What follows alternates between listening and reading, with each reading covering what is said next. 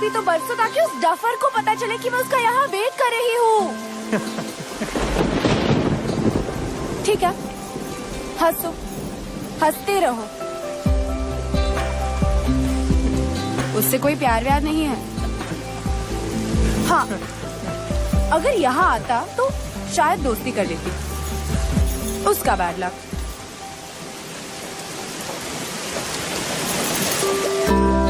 हो गया।